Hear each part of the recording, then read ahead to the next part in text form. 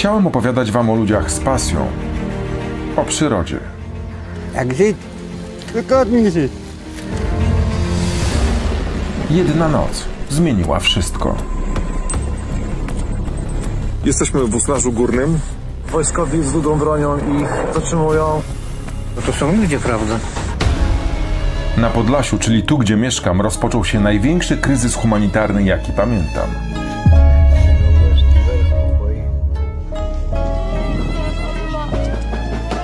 Od samego początku jestem częścią tej historii. Informuję. Nie jedli, nie pili. Pomagam. Szukam zaginionych. W tym miejscu spoczywał już nieżywy Ahmed. Prawdopodobnie mogą znajdować się ciała 3 migrantów. Ustalam tożsamość zmarłych. Wspieram ich bliskich. Mohammad Yassim. Jego grób oznakowany jest jako grób osoby niezidentyfikowanej. Współpracuję również z ludźmi, którzy nie są obojętni. I albo jesteś po stronie tych, którzy pomagają słabszym, albo jesteś po stronie operacji. Moje media społecznościowe stały się ważnym źródłem informacji o tym, co dzieje się przy granicy z Białorusią. Kryzys się nie skończył, a ja robię to, co do tej pory. Właśnie jadę w kierunku Hajnówki. I będę robić nadal, niezależnie od wszystkiego.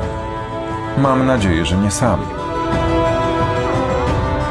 Dlatego rozpocząłem współpracę z platformą Patronite, dzięki której każdy z was może dołączyć do grona moich patronów.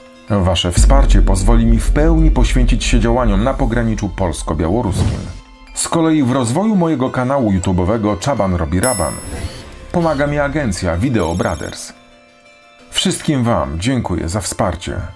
Nie zapominajcie o kryzysie na granicy z Białorusią. Nie zapominajcie o ludziach, którzy wciąż walczą tu o życie.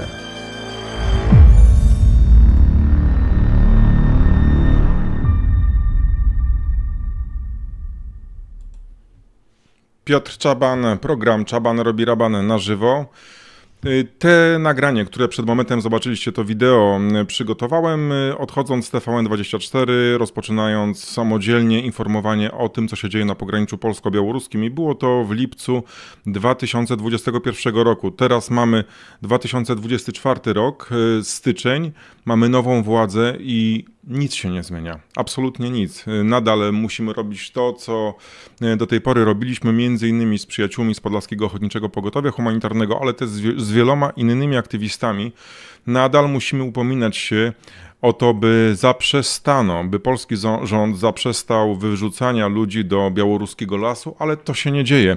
I o tym dzisiaj będziemy rozmawiali między innymi z Kamilem Syllerem, prawnikiem, aktywistą. Kamil jest już na łączach, za moment będziemy testować się w programie na żywo, jak się widzimy i słyszymy, a zaraz po rozmowie z Kamilem wicemarszałek Senatu Maciej Żywno, wicemarszałek, polityk, ale też aktywista swego czasu grupy Granica. Przechodzimy do Kamila Syllera. Witaj Kamilu, czy się słyszymy?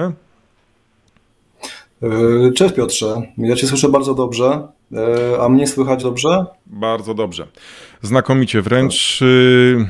Kamilu, koniec gry, koniec złudzeń. Taki mniej więcej komentarz napisałeś po tym, kiedy już po raz kolejny usłyszałeś sygnał z polskiego rządu, dokładnie przekaz kierowany przez wiceministra MSWiA Macieja Duszczyka na temat wywózek, ładnie nazywanych przez niego zawracaniem do linii granicy. I zanim poproszę Ciebie o komentarz i o analizę tego, co teraz polski rząd robi w sprawie pogranicza białoruskiego, dodajmy jeszcze, że w przeciągu trwania pierwszego miesiąca rządów premiera Donalda Tuska oficjalnie, co otrzymałem w mailu taką informację napisaną bezpośrednio przez wiceministra Macieja Duszczyka, polskie służby wyrzuciły na stronę białoruską blisko 100 cudzoziemców. W tym samym czasie na początku stycznia białoruskie służby poinformowały i pokazały filmy z 2 nieżywymi mężczyznami. Także śmierć zbiera żniwo na tym pograniczu, nic się nie zmienia. Posłuchajmy krótkiej wypowiedzi, fragmentu wypowiedzi Macieja Duszczyka, to wypowiedź pochodząca z programu w TOK FM. Maciej Duszczyk był pytany przez prowadzącą o to, co z tymi wywózkami, które też, jak zaznaczyła prowadząca Radia TOK FM, są przecież uznane przez polskie sądy za nielegalne. Pushbacki z wywózki, czy według mnie nadal cały czas zawrócenia, nawet przymusowe zawrócenia, a są to jednak zawrócenia, się skończyły wtedy, kiedy zamkniemy szlak. Jeżeli szlak jest otwarty, to zawsze może do tego dochodzić. To jest doświadczenie ze szlaku śródziemnomorskiego, jednego czy drugiego, czy to jest z bałkańskiego. Czy odpowiedz na pytanie, co z pushbackami, i wiemy, co się kryje za tym słowem, to jaka jest krótka pana odpowiedź? Co planujecie z nimi robić? Kontynuować czy nie? Jeśli chodzi o zawrócenia w tym momencie, one będą dokonywane w tych sytuacjach, w których dokonywane są w sposób etyczny, bezpieczny i w takiej sytuacji, w której to zagrażałoby to bezpieczeństwu Polski. Nie zagrażałoby to bezpieczeństwo Polski. A więc to jest absolutnie kluczowe. Bezpieczne, etyczne wywózki. Takich nie ma. Takie nie istnieją. Po prostu nie istnieją etyczne wywózki ludzi z polskiego lasu do białoruskiego. Kamilu, oddaję ci głos. Jak to skomentujesz? Czy to nie wygląda tak, że polski rząd będzie teraz czynił takie działania prawne, które dadzą właśnie taką prawną ochronę kolejną dla wyrzucania ludzi do białoruskiego lasu? No właśnie, Piotrze, to jest problem jest taki, że polityka migracyjna w tej chwili wygląda chyba w ten sposób, jak krajobraz za mną. Tutaj przepraszam, bo ja po prostu miejsce w domu, gdzie znalazłem sygnał lepszy, to jest pokój, który remontuję. Ten remont, którym zajmuje się w tej chwili koalicja nowa rządząca, to jest coś, co się zrobiło takim remontem jakimś totalnym. Ja myślałem, że oni przystąpią do rządzenia już z jakimś pomysłem na rządzenie, z wypracowanymi procedurami, z założeniami chociażby. Natomiast z tego, co wynika, z tego, co mówi profesor Duszczyk, to znaczy, że oni w tej chwili przystąpili dopiero do analiz prawnych. Analizy prawne można było zrobić wcześniej, co jest oczywistą rzeczą. Natomiast mnie martwi potencjalny wynik tych analiz, ponieważ profesor Duszczyk, chociaż analiz nie zakończył, to już mniej więcej odsłonił, jakie będą tej całej procedury, tej całej polityki migracyjnej. Czyli założenia będą takie, że nielegalne wywózki będą trwać do momentu, i tutaj rzeczywiście to jest taki fragment, który przytoczyłeś, to jest rzeczywiście porażające, dopóki nie skończą się ludzie do wywożenia. Czyli tak naprawdę to jest jakiś czysty cynizm, albo ciężko mi nawet znaleźć słowa na to, żeby to jakoś określić. Zobaczmy tutaj takie tytuły. Kamilu, przepraszam, że ci wejdę w słowo. Teraz widzimy informację zamieszczoną w dzienniku.pl. Tam był wywiad z Maciejem Duszczykiem zatytułowany Pushbacki. Czasem uchodźcy wolą taką opcję. Jakbym czytał artykuł Małgorzaty Tomczak w Gazecie Wyborczej, ta właśnie narracja nadal trwa i tutaj też z kolei to fragment z artykułu tego z portalu Radia Z. Rząd chce zmian na granicy polsko-białoruskiej, co dalej z barierą, to wiadomo, że ma być uszczelnianie, więcej elektroniki. No i w tym artykule też jest podkreślane to, co powiedział wiceszef MSWiA Maciej Duszczyk w TOK FM. Pushbacki, wywózki, czy jednak, jak ja to mówię, zawrócenia, nawet siłowe, skończą się wtedy, gdy zamkniemy szlak. Gdy szlak będzie otwarty, a jest otwarty, to zawsze może do tego dochodzić.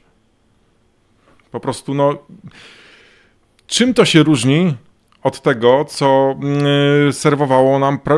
serwowały nam rządy Prawa i Sprawiedliwości? No właśnie, Duszczyk zapowiedział tak naprawdę nie likwidację pushbacków, tylko złagodzenie, czyli nie będą poddawani pushbackom prawdopodobnie, bo tak można sobie wyczytać z jego wywiadów, osoby, które są niepełnosprawne, chore, dzieci, kobiety w ciąży i tak dalej, czyli z nazwanych grup wrażliwych. Ale to te grupy chcieliśmy chronić przed wywózkami wtedy, kiedy przy władzy była koalicja prawicowa.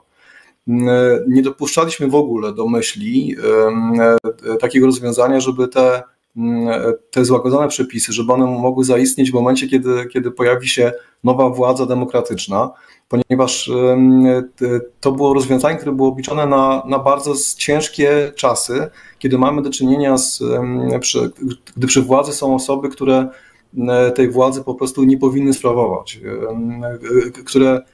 które nie są w stanie podporządkować się myśli, że prawa człowieka są równie ważne przy ochronie granicy, jak bezpieczeństwo, jak liczba służb mundurowych tam zgromadzona. O tym mówiły sądy.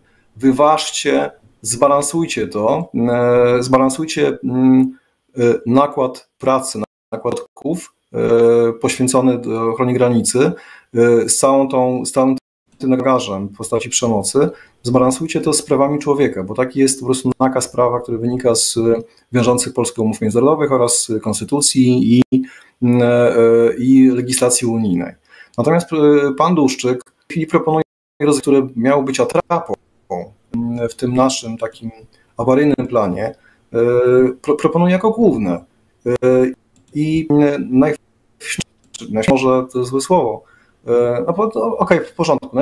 Najśmieszniejsze, że ktoś te przepisy opracuje, ktoś do niego przyjdzie z tymi przepisami, ktoś opatrzy taką obiegówkę, którą oni dokładają do przepisów przed ich uchwaleniem, opatrzy komentarzem, że te przepisy zgodne z ustawodawstwem unijnym i oni to podpiszą. Czyli w tym momencie mamy do czynienia z takim pasmem zdarzeń, które nie będą nikogo tłumaczyły, bo tutaj porównałeś obecną koalicję z koalicją poprzednią, tylko że różnica jest dosyć mocna, dlatego że chodzi mi o tamtych poprzedników, że oni opracowywali te przepisy w momencie, kiedy była duża presja migracyjna, działali w atmosferze chaosu. Tutaj też widzimy właśnie te zdjęcia z różnych jakichś takich łapanek na ulicy, robione ludzie, którzy przyjeżdżali do Polski jeszcze wtedy, które były wzięte wprost z samolotu, to była wolna Amerykanka. I w tym klimacie powstawały przepisy złe, niewłaściwe, które w tej chwili są demontowane przez polskie sądy, bo musimy pamiętać, że każdy sędzia takie uprawnienie dane mu z mocy samej funkcji może na potrzeby własnego wyroku definiować, porównywać przepisy na podstawie czeka z konstytucją, czyli kontroluje po prostu konstytucję na potrzeby własnej sprawy. I te sprawy w tej chwili te wyroki pokazują, że nielegalne przepisy nie mogą się ostać w polskim systemie prawnym, a pan Duszczyk zdaje się, że te przepisy tylko chce złagodzić. Czyli nielegalne przepisy będą cały czas w polskim systemie prawnym, tylko to już nie będzie wprowadzone w formie takiego właśnie w takim klimacie na hurra, tylko to będą przepisy przemyślane i przepisy powstające w drodze analiz, jak on to powiedział. Mówił też o tym minister Kierwiński, o tym, że są rozpoczęte analizy prawne, analizy takie też, mówi, że nie tylko prawne, tylko też powiedział, że jakieś słowa użył, nie pamiętam, nie wiem, techniczne czy coś w tym stylu.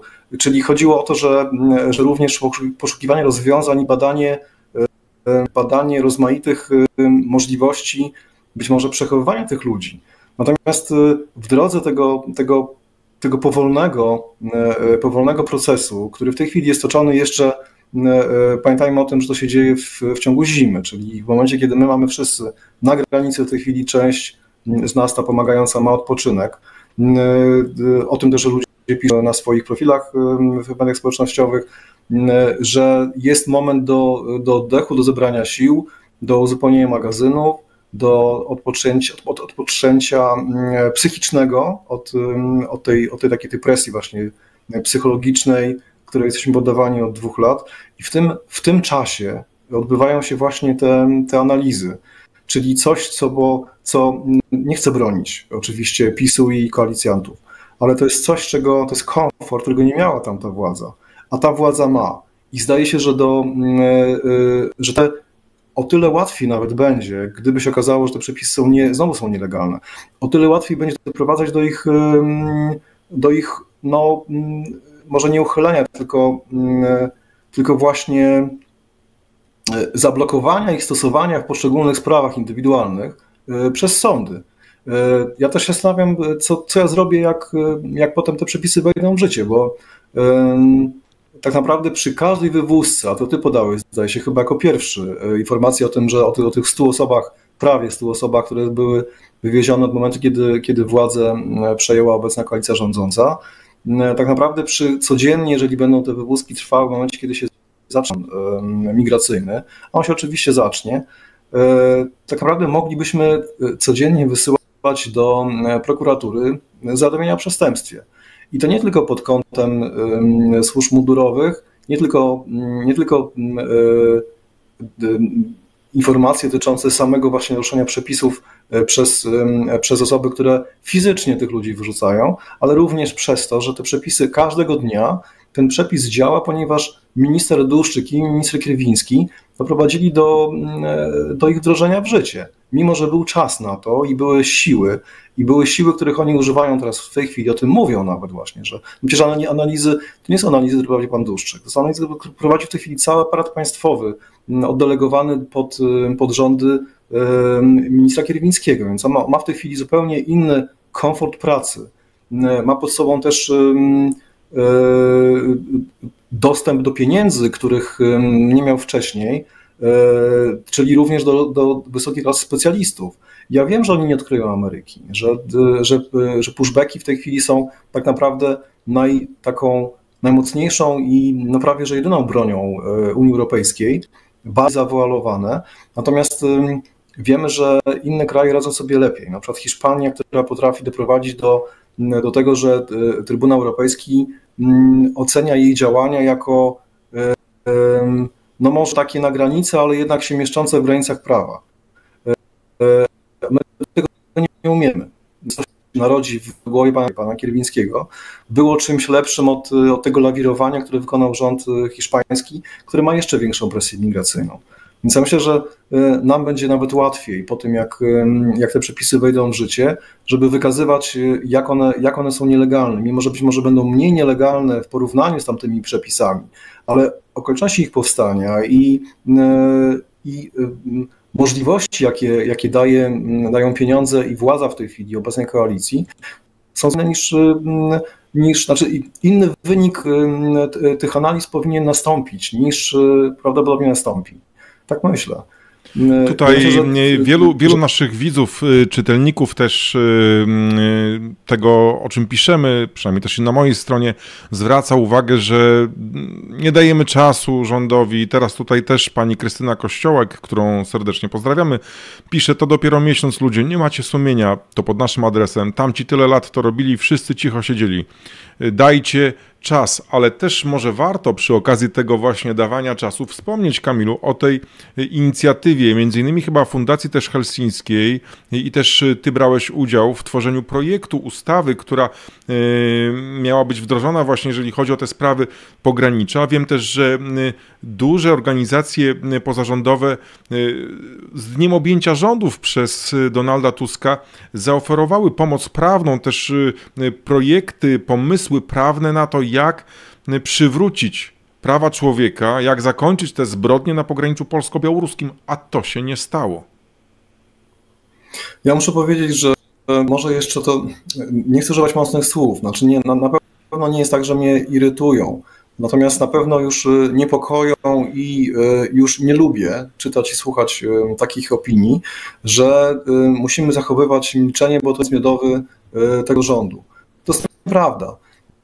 Oni mieli na przygotowywanie się do rządzenia i ostatnio, kiedy było wiadomo, że koalicja właściwie już jest zawiązana tak naprawdę i że są ogromne szanse, żeby te rzeczy uporządkować przed dojściem do władzy, to oni tej szansy nie wykorzystali. To nie jest tak, że pan Dłuszczyk w tej chwili zaczyna pracę. To jest nieprawda. Pan Dłuszczyk zajmuje się migracjami od wielu lat.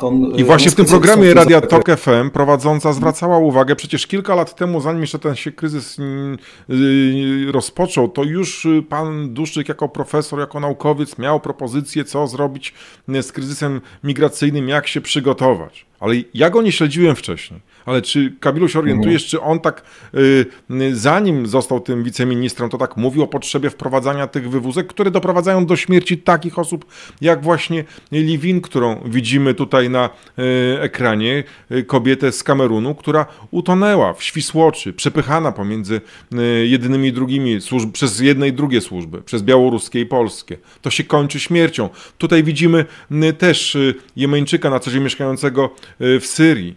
Był świadkiem 3 śmierci. 2 śmierci były przy granicy Białorusi z Polską i był świadkiem też śmierci dziecka, kiedy to Białorusini wypchnęli ich na jakimś pontonie w kierunku Litwy i dziecko umarło. Właśnie w tym momencie opowiadał mi o tej historii. To się dzieje. Te wywózki kosztują ludzkie życie i jeżeli ktoś do nas pisze, do mnie mówi, dajcie czas, nie porównujmy tutaj, nie wiem, obecnego rządu z rządem Mateusza Morawieckiego, no bo różnią się w wielu aspektach oczywiście, ale jeżeli chodzi o granice, to nic się tutaj nie zmienia. Jeżeli się człowieka wyrzuci tak za fraki do białoruskiego lasu z Polski, to ten człowiek umrze, a Białorusini, no przecież to wiadomo, że to jest reżim Aleksandra Łukaszenki. Krwawi się pacze, potrafili obcinać ludziom palce, potrafili robić straszne rzeczy, żeby zmusić cudzoziemców do przejścia na stronę polską. A w tym samym czasie minister Mariusz Kamiński, obecnie przestępca siedzący w więzieniu, oszukiwał Polaków, mówiąc, że tym cudzoziemcom po stronie białoruskiej nic nie grozi. A to była nieprawda. Także, Kamilu, trzeba będzie nadal walczyć, nadal po prostu prostować tę rzeczywistość i tłumaczyć to, co teraz właśnie my tłumaczymy, że nie wolno pozwolić, by ludzie umierali. Przecież być może, to nie jest powiedziane, ale być może ktoś, kto zmarł przy polskim płocie po stronie białoruskiej w ostatnim czasie, na początku stycznia, być może był już w Polsce i został wyrzucony. Być może był w tej blisko 100 cudzoziemców oficjalnie potwierdzonych, wyrzuconych przez polskie służby. No czym my się tutaj, powtarzam, różnimy od białoruskich służb? Czym? Na co mamy czekać? Więc pan Duszczyk, profesor Duszczyk jest naukowcem i o tym musimy pamiętać. Rzeczywiście on ma dorobek naukowy, przy czym on nie mierzył się z problemem w taki sposób, że był człowiekiem władzy.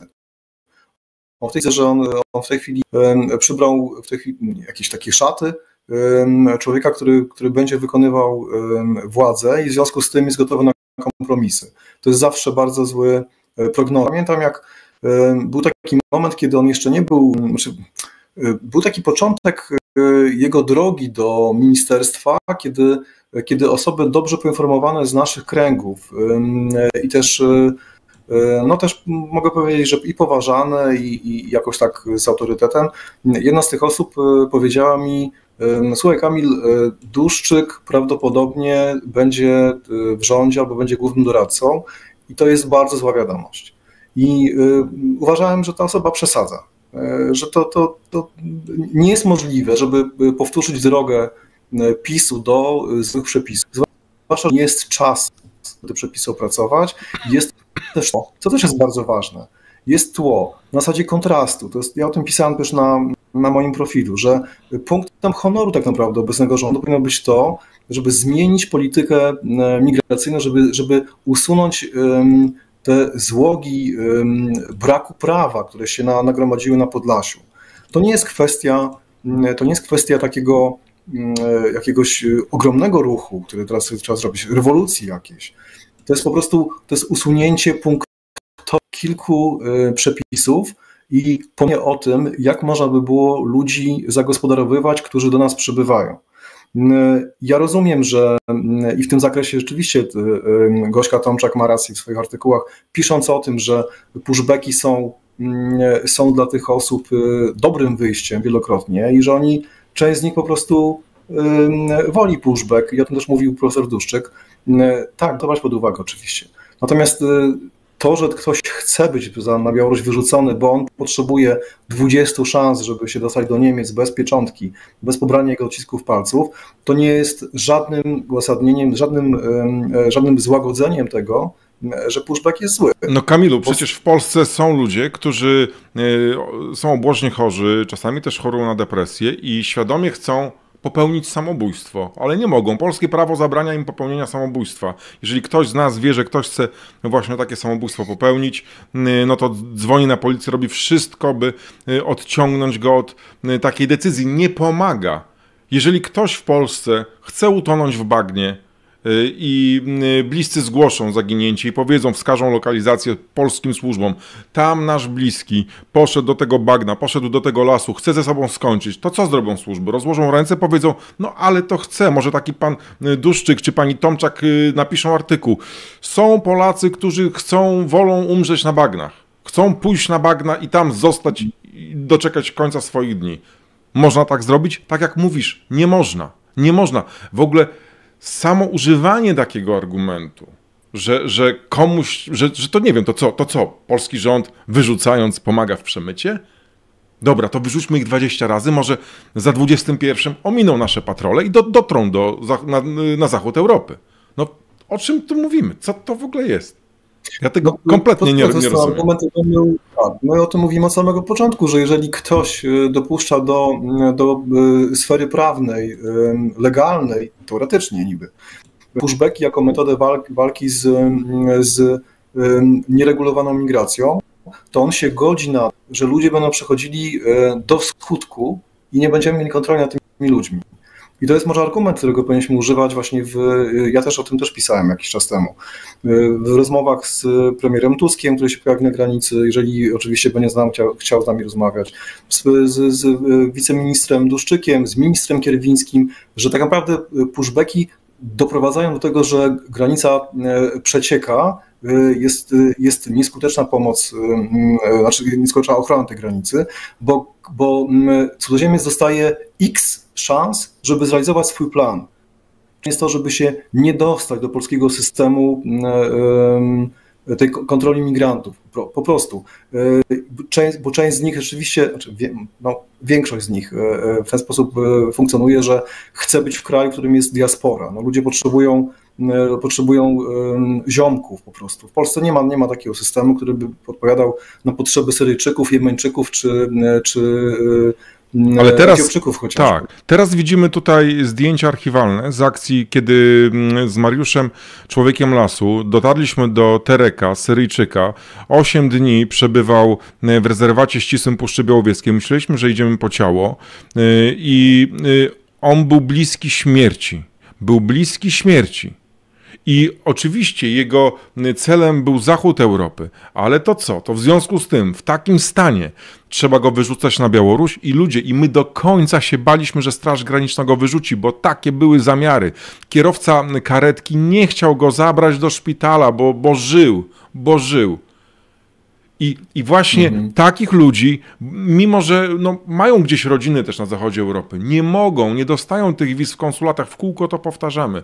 Trudno im się zapisać w kolejkę, nie ma możliwości legalnego dotarcia. Te polskie przejścia z Białorusią też są w większości zdecydowanej pozamykane dla takich osób i w takim stanie takiego człowieka polskie służby były gotowe wyrzucić na Białoruś. Takich ludzi wyrzucano, tacy ludzie umierali. A teraz jest jakieś takie, znowu zabawa słowami, już nie ma, Anna Michalska została, zauważmy, schowana, chociaż wciąż jest tą rzeczniczką prasową Straży Granicznej, chociaż pewnie jej dni na tym stanowisku są policzone, bo w piątek doszło do zmiany na stanowisku głównego komendanta Straży Granicznej. Zobaczymy, kim ten jest nowy komendant. No, z tego, co zobaczyłem, to nie był związany tutaj bezpośrednio z granicą polsko-białoruską, służył na innym odcinku. Pewnie będą jakieś czystki, na to też mamy nadzieję w Straży Granicznej, ale niestety, powtarzamy w kółko, za Maciejem Duszczykiem, że te pushbacki rząd chce zatrzymać, zachować. Czy jest, twoim zdaniem, Kamilu, jakakolwiek szansa, by to się zmieniło? Co ty będziesz robił, co radzisz w tym temacie nam, aktywistom, ludziom, którym nie jest obojętne to, co się dzieje na pograniczu? No ja będę, już o tym mówiłem troszkę, prawdopodobnie będę podejmował prawne, jak wejdą przepisy w życie, że te przepisy są nielegalne.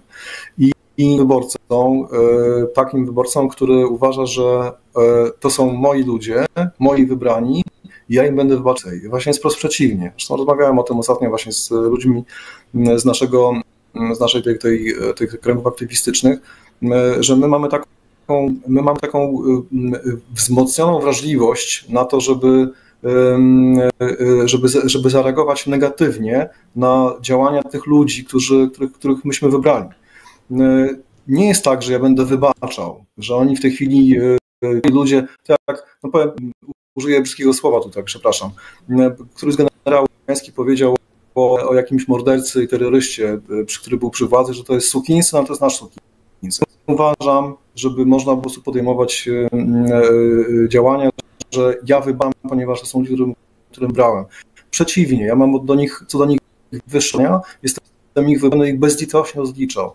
I chciałbym to robić po tym, jak wejdą w życie, zobaczę, jak to będzie wyglądało. I bardzo współczuję Maćkowi Żywno. Jest człowiekiem z naszych kręgów, który jest członkiem władz, który bardzo mocno mówi o tym, żeby zmienić prawo na to, żeby to prawo było legalne, że oni tak naprawdę w tej chwili będą się ścierali z silniejszym koalicjantem, który ma zupełnie inne podejście do rzeczy granicznych. Bardziej bliższe temu, które prezentowała koalicja poprzednia. Jestem bardzo ciekawy, co też Maciej o tym powie. I Maciek już jest z nami, Kamilu, i już za moment połączymy się z Maćkiem. Bardzo dziękuję Tobie za rzeczową analizę, za Twoje serce, które Piotr, jeszcze powiem jedną rzecz, wiesz, bo bardzo fajną rzecz, którą słyszałem ostatnio od znajomej, która rozmawiała z komendantem. Są komendanci placówek Straży Granicznej naszej tutaj granicy, Białorusi, którzy są gotowi na zmianę. I nie powiem, który komendant, nie powiem, jakie przejście graniczne, ale domyślamy się. Powiedział w ten sposób: ciśnijcie Kierwińskiego, niech otwieracie, ja będę przyjmował wnioski. Dziękuję, Kamilu. Zaraz zobaczymy, czy Maciej Żywno ma w sobie wystarczająco energii, sił i zapału, by cisnąć Macieja Kierwińskiego, szefa MSWiA. Dziękuję, Kamilu. Za moment połączymy się z Maciejem Żywno. Cześć. Moją jedyną motywacją do tego, żeby głosowałem na ten rząd, było to, że posiadając wiedzę historyczną na temat procesów, które zachodzą w systemach autorytarnych i takich, które dążą do totalitarnych rozwiązań, po tym, co wydarzyło się tutaj przy tej granicy, wiedziałem, że następne w kolejności są już tylko obozy koncentracyjne. Mamy baraki dla imigrantów w Auschwitz, w Majdanku, w Treblince, w Sztuthofie. Mamy dużo baraków zbudowanych tu przez Niemców. Należy im założyć chipy, tak jak się pieskom zakłada, a tańsze jest oczywiście numery na lewej ręce wytatuować i wtedy łatwo się ich znajdzie. Czyli Polska będzie śmietnikiem, tak jak do nas przewozili tiry niepotrzebnych u siebie odpadów.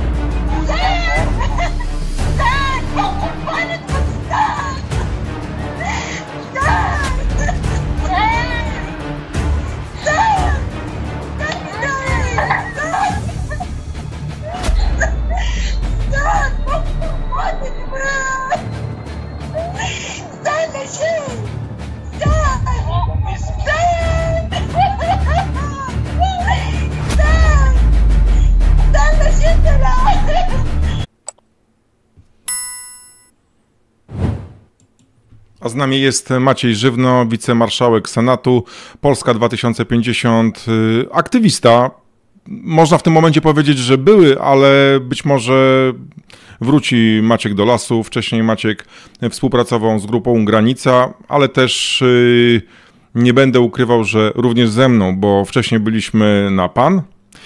Maciek był i wicemarszałkiem województwa podlaskiego, był wojewodą podlaskim. Gdy jeszcze jako dziennikarz TVN24 odwiedzałem go, nie były to zawsze miłe spotkania. Cisnąłem Maćka w różnych tematach, ale Pewnej nocy, gdy ten kryzys już rozpoczął się na dobre na pograniczu polsko-białoruskim, gdy koordynowałem dojście do grupy cudzoziemców, z których jeden miał skaleczone oko i nie było lekarza, który mógłby do niego pójść, z lasu zadzwonił Maciek i zapytał: Piotrze, to ja? Którędy mam iść? Witaj, Maćku. Czy masz w sobie energię na to, by cisnąć... Dobry wieczór. Dobry wieczór. Witajcie. Czy masz w sobie energię? Czy będziesz cisnął Macieja Kierwińskiego, szefa MSWiA? Dlaczego rząd Donalda Tuska nie chce skończyć i nie kończy z wywózkami? Jak rozumiem, Marcina Kierwińskiego. Marcina, przepraszam najmocniej. Dzięki za poprawienie. Tak, to Marcin, no właśnie, Piotrze, to moja stara nauczka po tobie, jak się ścigaliśmy za różne szczegóły, kiedy byłem wojewodą. Natomiast już zostawiając te żarty, ja myślę, że jest sytuacja taka, w której kwestia trzymania wątku, zatrzymania pushbacków jest oczywistym działaniem, do którego trzeba doprowadzić. Każda formuła, w której cierpią lub umierają ludzie, powinna zostać zaprzestana i zatrzymana.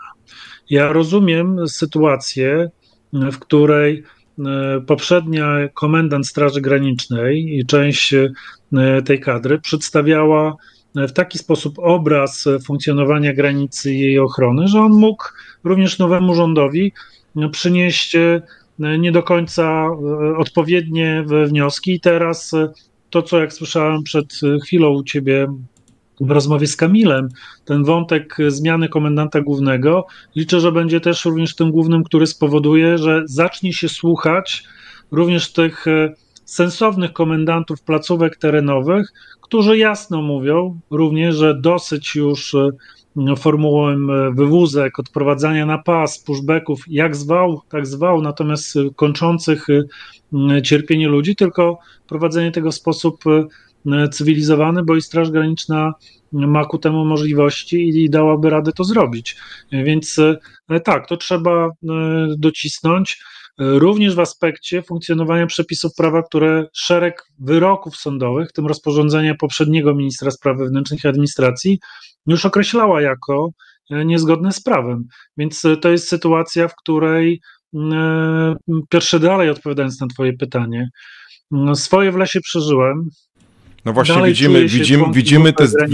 Maćku, widzimy zdjęcia, to są zdjęcia archiwalne Maćka Żywno, który w lesie właśnie był u tych ludzi. Tam widzieliście też zdjęcie tego człowieka, do którego Maciek szedł i to Maciek go opatrzył, bo Maciek jest też na co dzień strażakiem, ochotnikiem, ma przeszkolenie medyczne i no, wykazał się dużym męstwem też i no, można też powiedzieć bohaterstwem, idąc i pomagając tym ludziom. To są prawdziwe zdjęcia.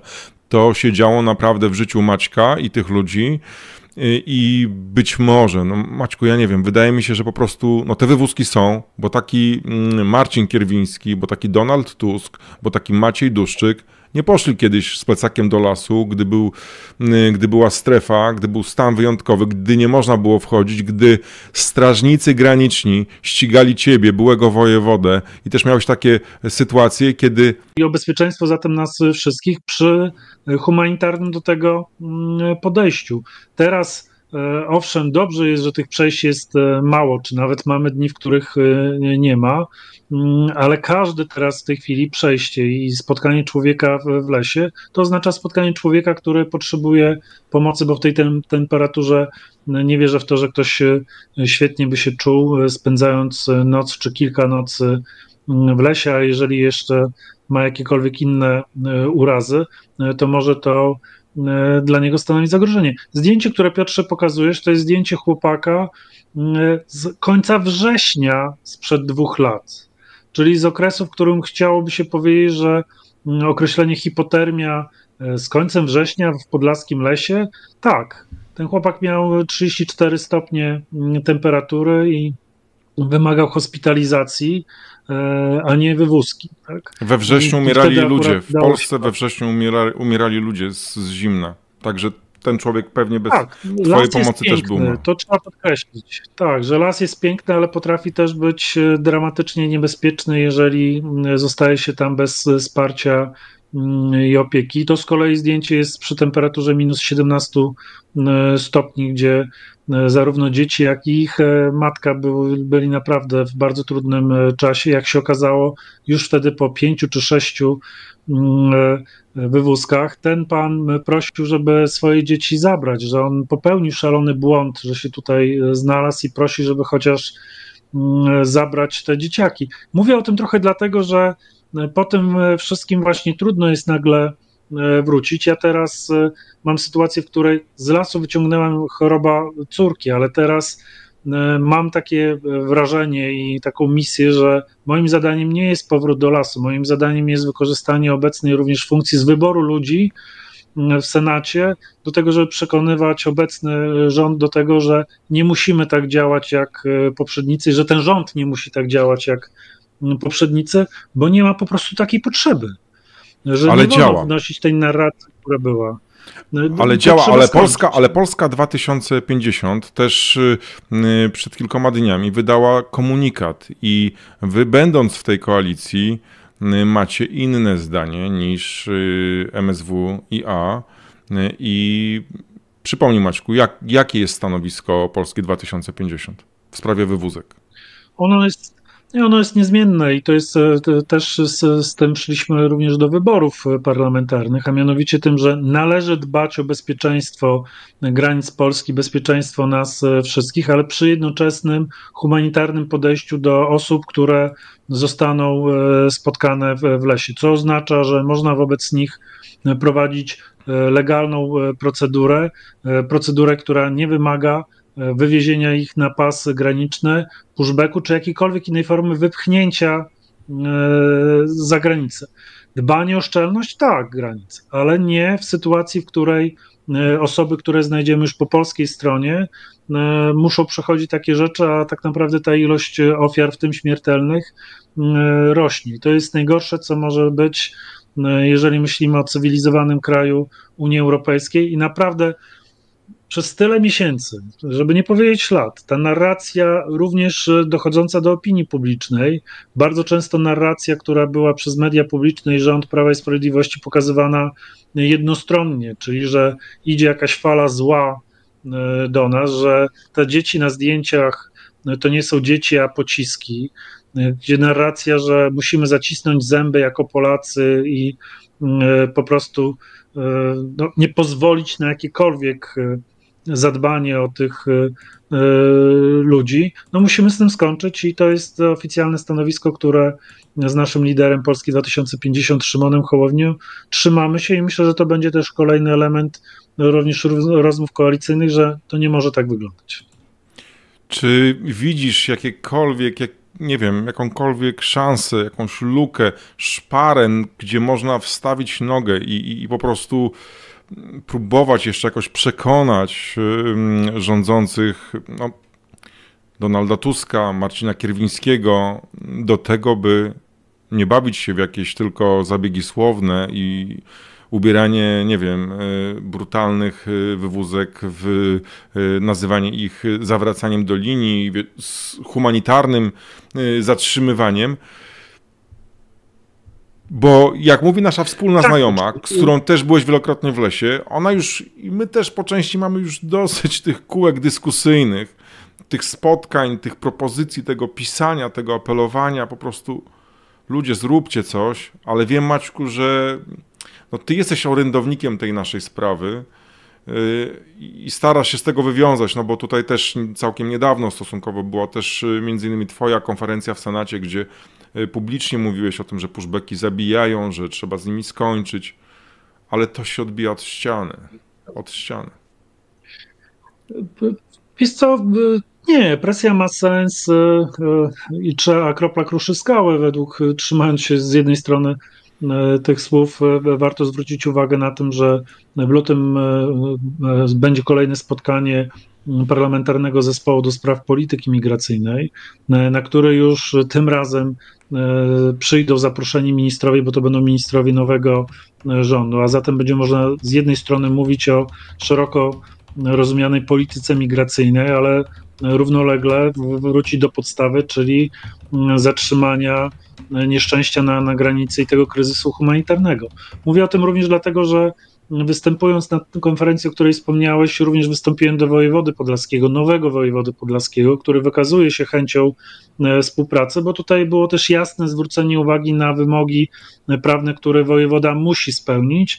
I wystarczy naprawdę zerknąć na ustawę o wojewodzie i ustawę o zarządzaniu kryzysowym, żeby jasno stwierdzić, że w przypadku wyniknięcia kryzysu na granicy, a taki kryzys humanitarny jest, jego obowiązek współpracy z organizacjami pozarządowymi humanitarnymi oznacza przede wszystkim zalegalizowanie i normalne traktowanie aktywistów i organizacji na granicy. Tu też jest już wiele, bo to będzie oznaczało, że i tego będę, że tak powiem, ścigał do bólu, krótko mówiąc, bo to jest wymóg prawny, to nie jest widzimisię, a w tej chwili przy wymianie również organów ścigania, w tym również policji, czy też prokuratury, ta możliwość, krótko mówiąc, zastukania do drzwi również Urzędu Wojewódzkiego i powiedzenia zaraz, to są konkretne, określone obowiązki, które trzeba spełnić, będą realizowane. Stąd mam też przeświadczenie, że nowy komendant Straży Granicznej, stukający z kolei do drzwi swoich podwładnych i również tych,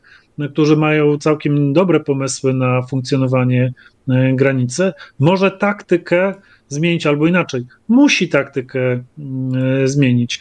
Z tym samym problemem mierzy się obecnie Finlandia, która szuka również z nami kontaktów, w tym osobiście ze mną, żeby porozmawiać, jak można na pograniczu funkcjonować, bo to przecież nie jest tylko polski problem i nie wszystkie kraje radzą sobie z tym łagodnie, co nie oznacza, że musimy brać przykład sąsiadów Litwy czy Łotwy i funkcjonować dokładnie w ten sam sposób. No musimy do tego podejść z jednej strony globalnie, jednocześnie też z działaniami za granicami kraju, w tym nawet, za co byłem fatalnie krytykowany, jak użyłem sformułowania, że powinno się rozpocząć jakieś kontakty ze stroną białoruską, żeby może próbować wpłynąć na ilość osób tutaj zmierzających, albo też na funkcjonowanie po tamtej stronie, bo też wiemy o tym, że po stronie białoruskiej dzieją się dantejskie sceny i tam ludzie umierają i są fatalnie traktowani, bo przecież pobici, poobijani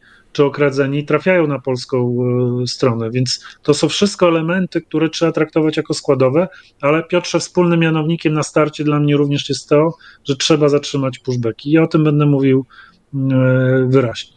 I to na twoje pytanie odpowiadając, nie chciałbym wracać z torbą medyczną, którą mam nawet obok, do lasu, ale jak będzie potrzeba, to te umiejętności mam, jak będzie trzeba, będę je wykorzystywał, bo trzeba. Tak jak syrena dzwoni i jadę do pożaru czy do wypadku jako strażak ochotnik, tak jako ratownik Grupy Granica, też jak będzie trzeba, do tej współpracy wrócę, ale ciągle jednak trzymam się tego, że głównym zadaniem jest spowodować, żeby organizacje, aktywiści legalnie i normalnie funkcjonowali w lesie, a jednocześnie, żeby zatrzymać pushbacki.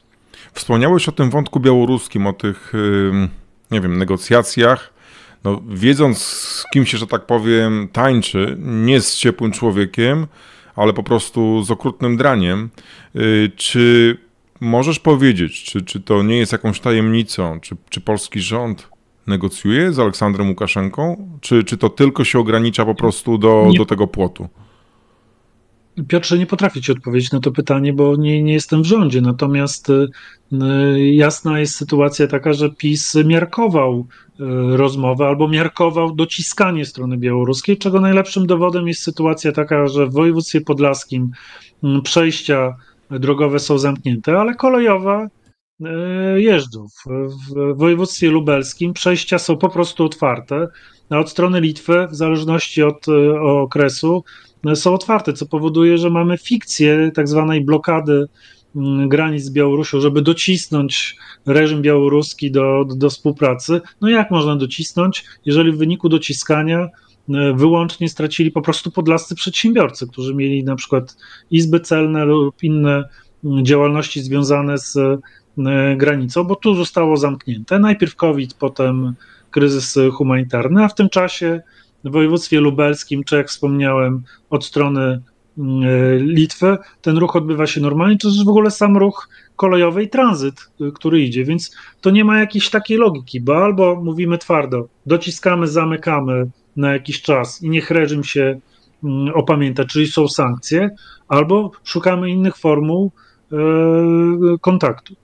Nie wiem, czy takie rozmowy są prowadzone, bo nie jestem w to uzbrojony, natomiast uważam, że formułę kontaktu i dociskania należy, tak samo jak uważam, że powinno się wzmocnić pracę w krajach, z których również uchodźcy przylatują na Białoruś czy do Rosji i myślą, że ten szlak przez województwo podlaskie jest wybitnie prostym i łatwym. Jak widać, jak słyszymy, nie ma. No oczywiście też ja weekend spędziłem w Puszczy Białowieskiej, spróbowałem prywatnie i powiem uczciwie, piękna przyroda, fantastyczna pogoda, ludzie fajni, ale ten klimat podejścia pod Ostoję Żubrów, która jest przedzielona wielką zaporą, no jednak powoduje, że no, traci się ten fajny klimat, tak.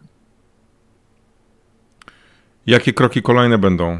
Maćku, co ty zamierzasz robić też w tej sprawie w Senacie, podczas rozmów też zakulisowych z koalicjantami? Co może zrobić jeszcze w tej sprawie Szymon Hołownia? Wiemy, że Polska żyje wąsikiem kamińskim, ich zamknięciem, tymi środkami z Unii Europejskiej, finansowymi, które będą wpompowane w Polskę. Dzieje się tak dużo, że w tych serwisach informacyjnych już od dawna nie ma tego, co się dzieje tutaj na pograniczu. No też tutaj, jeszcze mówiąc o tym wątku białoruskim, to przypomniało mi się i to, że tuż po wyborach spadły właśnie te przejścia ze strony białoruskiej i też, gdy rozmawiałem z dziennikarzami z Outriders, którzy też kontaktowali się z białoruskimi dziennikarzami, no to ten spadek tych przejść przez granicę białorusko-polską mógł być takim ukłonem Aleksandra Łukaszenki w stronę nowego rządu, takie zaproszenie do tego stołu negocjacyjnego.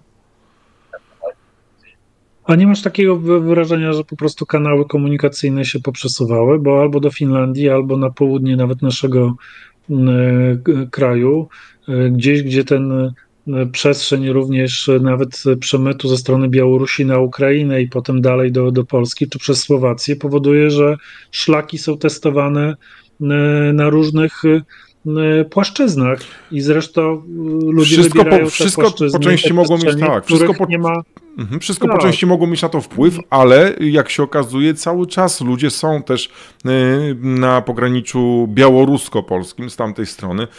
Tych przejść mimo wszystko nie brakuje, chociaż tutaj też aktualna informacja do widzów, którzy nie są związani bezpośrednio ze środowiskiem aktywistycznym. Aktywiści nie otrzymują od prawie blisko 2 miesięcy zgłoszeń do lasu, chociaż jak widzimy po tych statystykach udostępnionych przez Ministerstwo MSWiA, do tych przejść dochodzi. Straż Graniczna odnotowuje próby przejścia. No, jest ich czasami mniej, czasami też jeszcze nie tak dawno było kilkadziesiąt takich prób. Wciąż też jest ważna kwestia poszukiwań zaginionych, bo tych zaginionych brakuje. Maćku, tutaj też ze swojej strony apeluję o to, byś podnosił gdzieś tam w rozmowach to, jak zaniedbane były działania na pograniczu związane z poszukiwaniem zaginionych czy zmarłych też, których wiele osób do tej pory nie udało się odnaleźć. Tak, to ja myślę, że to jest dla odmiany również aspekt związany z tym, że kiedy unormuje się również sytuacja w prokuraturze, niech kwestie wyjaśniania tego rodzaju spraw prowadzą organy ścigania i będę na pewno na to zwracał uwagę, żeby to nie uciekło, bo trochę środowisk i organizacji zwraca na to uwagę, żeby nie zapomnieć i o tym nie przestać mówić. Tak samo jak nie można przejść obok tego całego obszaru, który był związany, jak się traktowało przez ostatnie lata obywateli polskich, próbujących nieść pomoc na pograniczu polsko-białoruskim i to jest kwestia taka, że przecież nie miałem immunitetu ani jakiegoś specjalnego traktowania, więc też zdarzały mi się sytuacje, które chciałoby się powiedzieć, że w demokratycznym, cywilizowanym kraju takie podejście do własnego obywatela. Tak? Na chwilę zostawię wątek migrantów i uchodźców, ale własnych obywateli, na których się krzyczy, celuje bronią i mimo tego, że się jasno wskazuje, że nie jest się przemytnikiem, a ratownikiem, czy też po prostu obywatelem jadącym w pobliżu granicy, nie w strefie, mówiąc tym żargonem starej przestrzeni, że to są elementy, które też trzeba wyjaśnić i na pewno położyć nacisk na traktowanie ludzi. Ostatnia delegacja eurodeputowanych na granicy i na pasie też nie napajała sympatycznym zachowaniem wojska, bo akurat tam wojsko ze swoim poczuciem humoru do turystów, bo nie wiedziało chyba, że to są eurodeputowani, powodowała, że krótko mówiąc 800 metrów od kwater noclegowych w Białowieży takie żarty nawet do turystów nie są również zachęcające do tego, żeby przyjeżdżać w ten Jakie obszar, żarty dokładnie? Przecież Puszcza Białowieska. Nie, to powiem w ten sposób. Żaden żart dotyczący czy też odstraszający od zbliżania się do drogi przy pasie granicznym, czyli nie do samego pasa granicznego, dla turystów może być mało przyjemnym, szczególnie, że nie wszyscy się orientują w tym, jak się trzeba zachowywać na granicy. Tak? No nie mamy tak, że jak wjeżdżamy w strefę nadgraniczną, to dostajemy nagle SMS z informacją, jak się powinno zachowywać. Zresztą skądinąd to jest zadanie dla nowego rządu, że właśnie takie SMS-y powinien każdy, kto się zbliża do strefy nadgranicznej, na przykład dostać, że zbliżasz się do granicy, obowiązuje tu to i to. To jest naprawdę kwestia... Maćku, wykorzystajmy to, że jesteś i tutaj zwracam się do widzów. Jeżeli macie pytania do wicemarszałka Senatu Macieja Żywno, piszcie. Ja przeczytam pytanie od Karola Cichockiego. Pozdrawiam, Karolu. Karol jest bardzo ciekaw. Co to znaczy, że należy prowadzić kampanie informacyjne w krajach pochodzenia? Jak? Przecież ci ludzie chcą uciec. Mamy do czynienia przecież z krajami nie tylko tymi, które są objęte wojną, bo tam to oczywiście jest przekazywanie tam informacji, nie lećcie do Rosji, Białorusi i potem kanałem przez Polskę do Niemiec. Faktycznie nie ma sensu, bo uciekają przed wojną, ale mamy kraje, w których była prowadzona, czy też w związku z aferą wizową, tak, sprzedaż wiz, czy też prowadzona kampania przez Białorusinów, że przylatujcie do nas, macie wizy za darmo, bo od nas najlepsza droga jest przez Polskę do Niemiec i to oznacza, że w tych miejscach trzeba tu przestrzeń pokazywać inaczej, pokazywać, że wcale nie ma otwartych przejść granicznych, wcale nie ma łatwego przejścia, że to po prostu trzeba w tych miejscach wykomunikować. Ja trochę w kampanii wyborczej mówiłem żartobliwie, że pieniądze, które były wydawane na promowanie, że autostrady w Polsce będą za darmo, lepiej było wydać właśnie na to, żeby docierać w miejsca, których warto cudzoziemców informować, jak naprawdę wygląda ta w cudzysłowie cudowna podróż przez polsko-białoruskie pogranicze. Tutaj też widzowie, między innymi Agnieszka Wrzaskowska, podpowiadają, że my, obywatele, możemy wywierać presję poprzez pisanie w sprawie granicy do posłów i Agnieszka na przykład napisała do posłów z województwa kujawsko-pomorskiego, ale nie dostała żadnej odpowiedzi. To jest jakieś rozwiązanie, Maćku, żeby właśnie naciskać na swoich posłów, w swoich okręgach, w swoich miejscach zamieszkania, na swoich senatorów? Tak jak na ciebie to działa? Myślę, to pomaga ci, jeżeli tak dzwonię i do ciebie mówię, Maciek, zrób coś, to wtedy czujesz jakąś większą energię, motywację do działania? A ja już się przyzwyczaiłem do tego, że do mnie dzwonisz i coś chcesz, naciskasz i to jest normalne, a tak poważnie. Proszę Państwa, nie gniewajcie się, ja po prostu z Piotrem żartuję, bo naprawdę mamy swoją historię, w której Piotr z ukrytą kamerą ganiał za mną po urzędzie wojewódzkim ze słynną ochroną.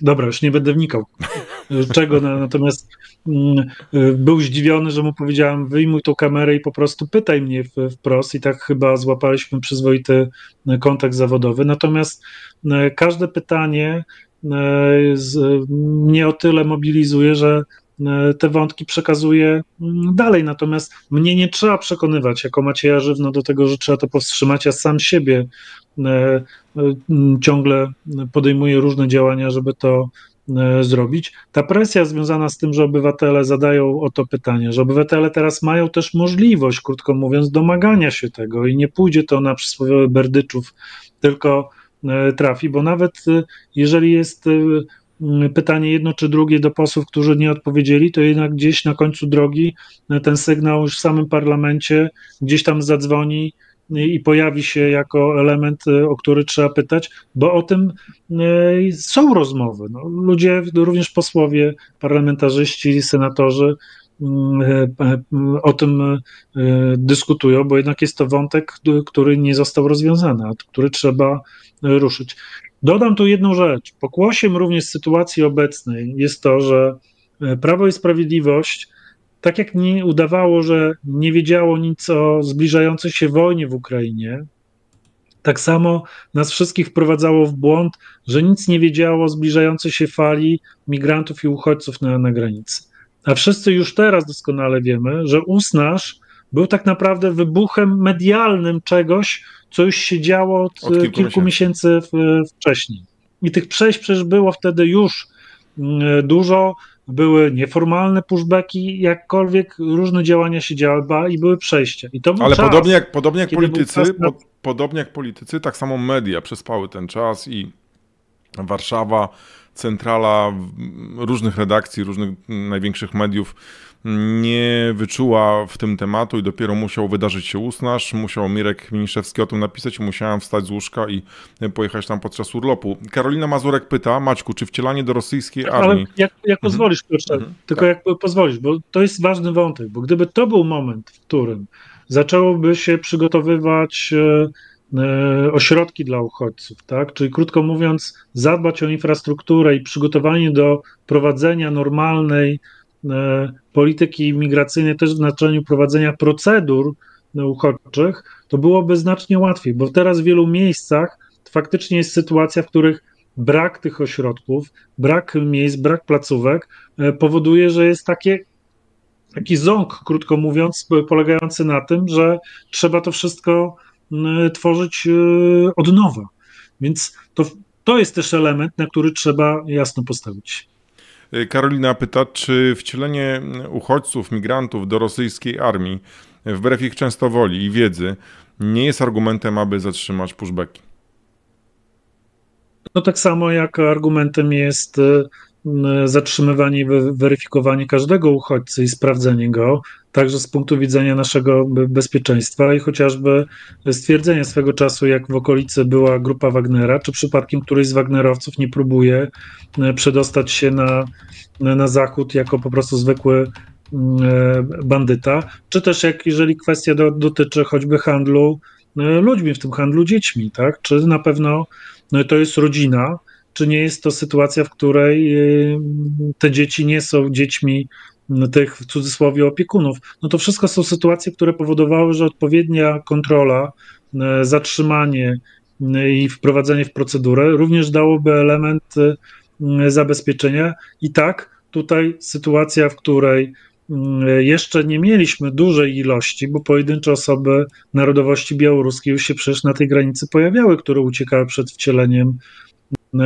co w momencie, kiedy pojawią nam się większe grupy obywateli Białorusi, którzy będą uciekali przed poborem wraz z rozwijającym się konfliktem, tak? Tak, to są te pytania, na które trzeba też szukać odpowiedzi. W środę ma być pikieta aktywistów, ludzi, którym leży na sercu to, co się dzieje na pograniczu w Warszawie i Marek Męczyński pyta, czy będziesz na tej pikiecie, to ma być przed bodajże z Sejmem.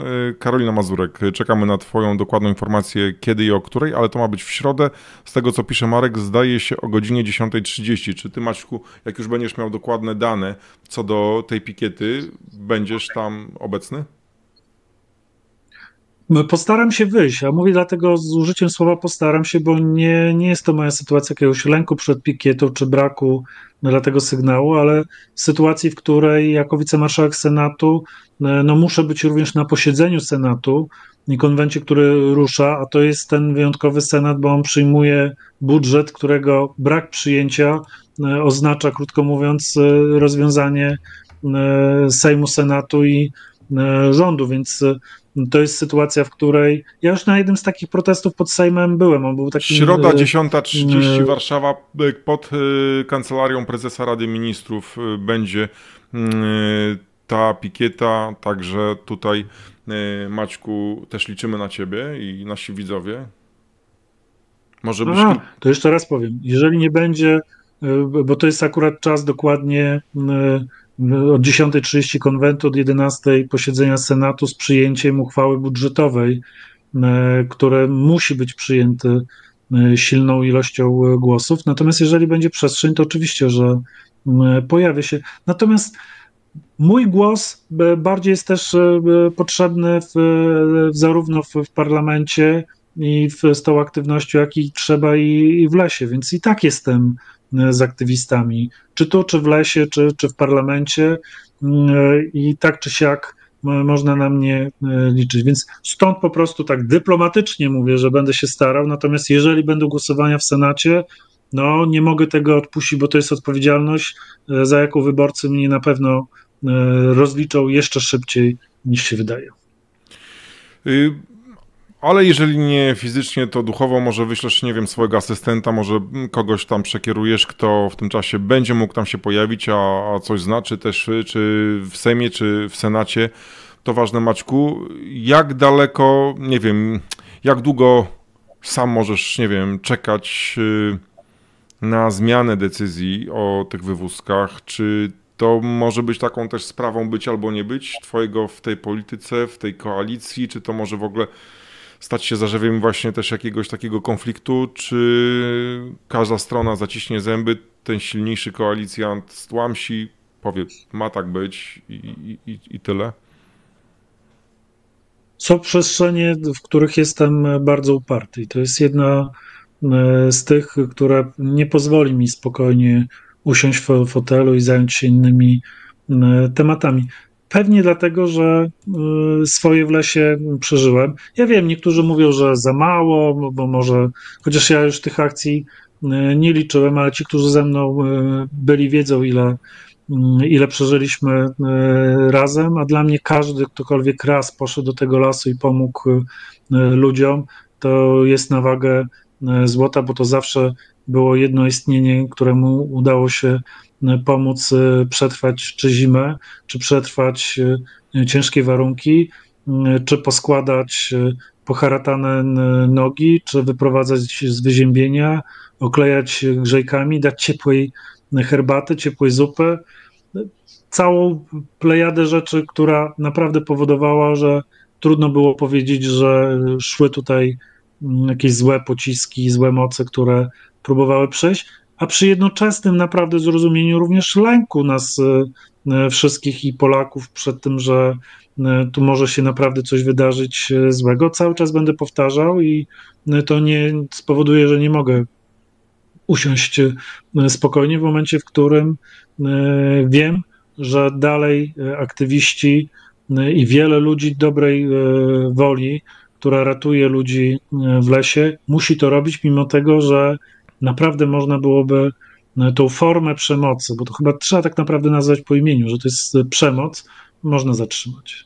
Maćku, a jeżeli możesz powiedzieć, jak sam poradziłeś z tymi doświadczeniami z lasu, bo kiedyś rozmawialiśmy, jeszcze do TVN24 nagrywałem z tobą rozmowę i to była trudna rozmowa i pamiętam, że ty się wzruszałeś, ja się wzruszałem, opowiadając o tych przeżyciach. Jak to w sobie przerobiłeś tak po ludzku? Czy już nie ma takiego napięcia? Na pewno nie ma. Jakie było, nie wiem, jeszcze rok temu, 2 lata temu? To jest jednak sytuacja, w której są to też traumatyczne przejścia i chyba byłbym człowiekiem pozbawionym emocji, uczuć, jakbym powiedział, że nie, już wszystko jest w porządku. To są rzeczy, o których trudno zapomnieć, szczególnie jeżeli dotyczyło to kontaktu z rodziną i z dziećmi w lesie, ale również z dorosłymi mężczyznami, którzy w tym lesie, zresztą zdjęcia pokazujesz to z telefonów człowieka, który był sporym przedsiębiorcą w Syrii, prawosławnym, czyli chrześcijaninem, i który musiał uciekać przed prześladowaniami, stracił firmę, zabito mu brata, a leżał po prostu pod gałęziami, walcząc o życie, i jak odzyskiwał te iskry życia, naprawdę to tak docierało również coś, co powinno do nas wszystkich dotrzeć, że my też możemy kiedyś znaleźć się w takiej sytuacji i jakbyśmy się poczuli, że ktoś by nas nie traktował jak człowieka, tylko gonił jak, nie wiem, zwierzę, które trzeba przegonić z własnego gospodarstwa. To jest pewnie sytuacja również, że w tym obszarze, ja jestem z wykształcenia pedagogiem opiekuńczo-wychowawczym, więc też elementy radzenia sobie z takimi sytuacjami w sensie pedagogicznymi, psychologicznymi, mam wrażenie, że stosunkowo mam opanowane. Również to, że na tym samym pograniczu, co jest o tyle ciekawe, w 2009 roku wspólnie ze Strażą Graniczną i policją szukałem helikoptera Straży Granicznej, który spadł po stronie białoruskiej. Wtedy ramię w ramię z ludźmi w mundurach przez 9 godzin ten helikopter był szukany i nie dałem się wygonić nomen omen znowu z pasa granicznego po to, żeby strona białoruska przepuściła, trzymając prawie 2 godziny zmarzniętych na pasie, żeby razem z ratownikami pozwolić do załogi helikoptera przedostać się. I to było ten widok też tej załogi, która tam zginęła na miejscu, i tego pogranicza, tych lasów, tych bagien.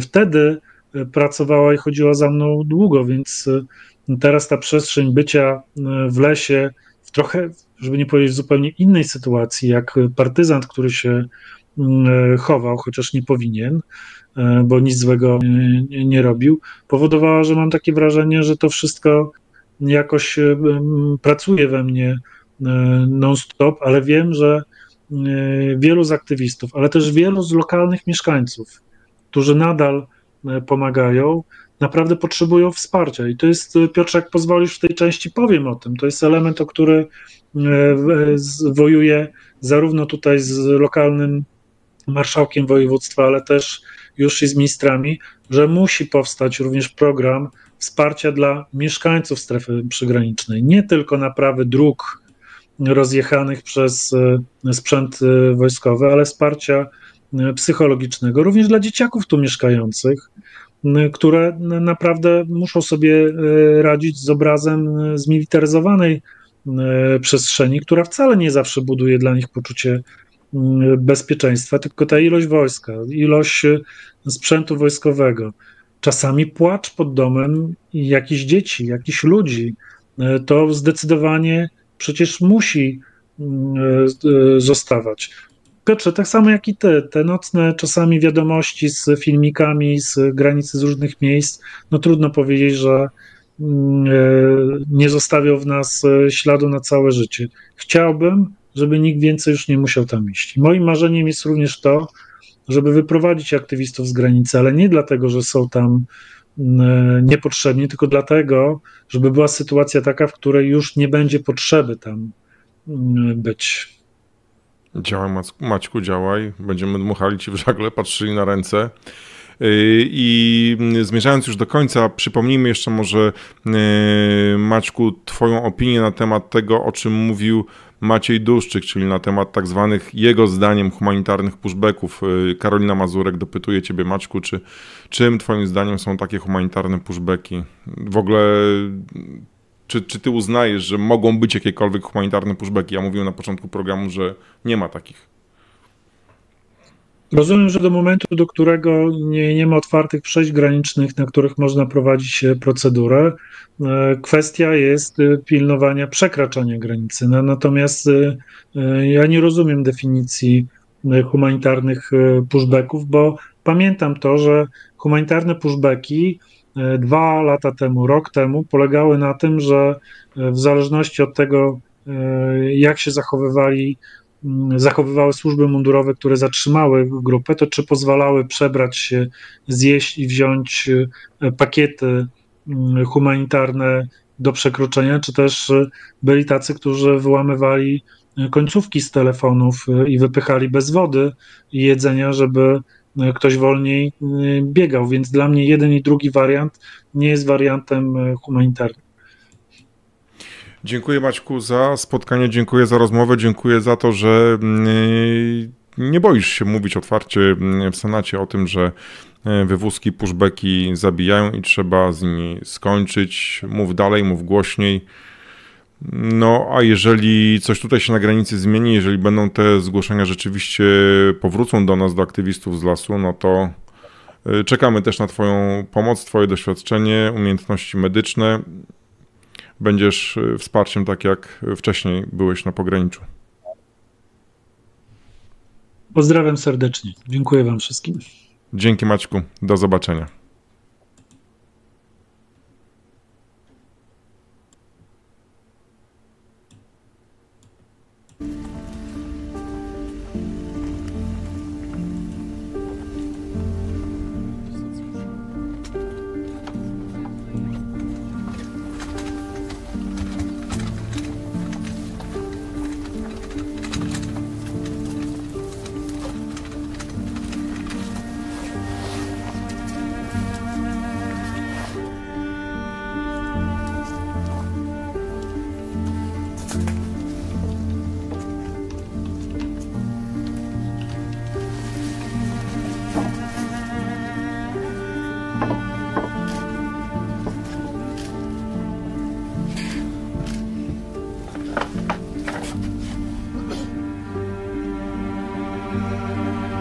الله أكبر.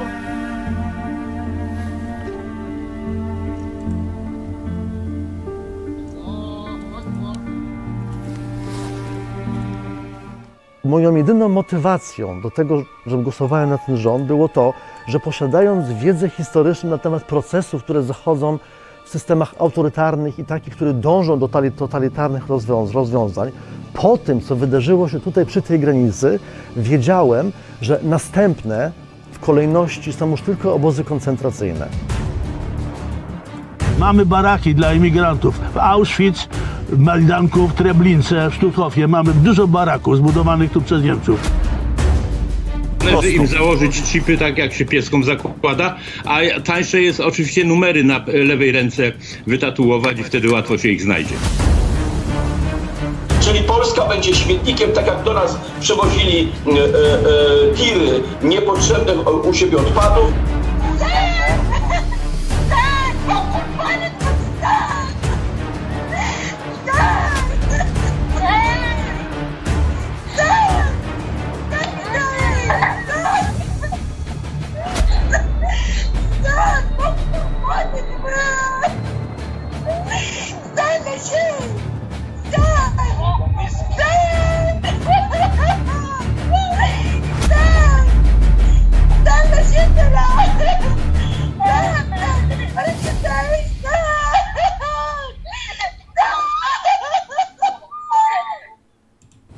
Tym się właśnie kończą wywózki śmiercią ludzi na pograniczu polsko-białoruskim.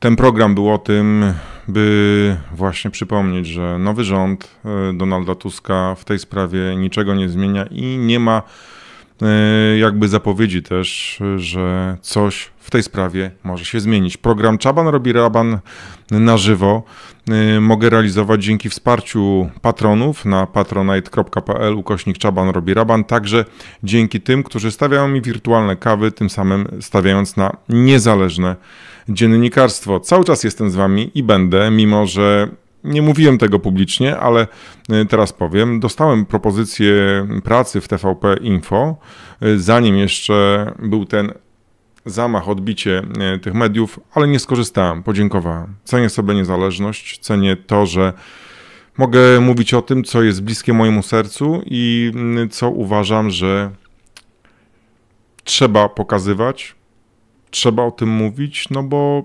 zobaczmy sami, gdzie tak naprawdę jest ta przestrzeń poza stronami aktywistycznymi, poza waszymi profilami na Facebooku, gdzie te duże media są, gdy dzieje się nadal zło na pograniczu polsko-białoruskim. Jeżeli chodzi o takie plany, co niebawem się pojawi na moim kanale Czaban robi raban, to w tym momencie pracuję nad reportażem poświęconym sprawie bardzo ważnej.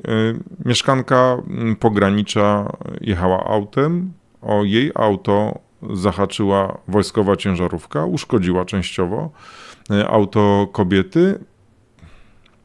Co się później wydarzyło? O tym opowiem wam w reportażu. Ciekawa sprawa.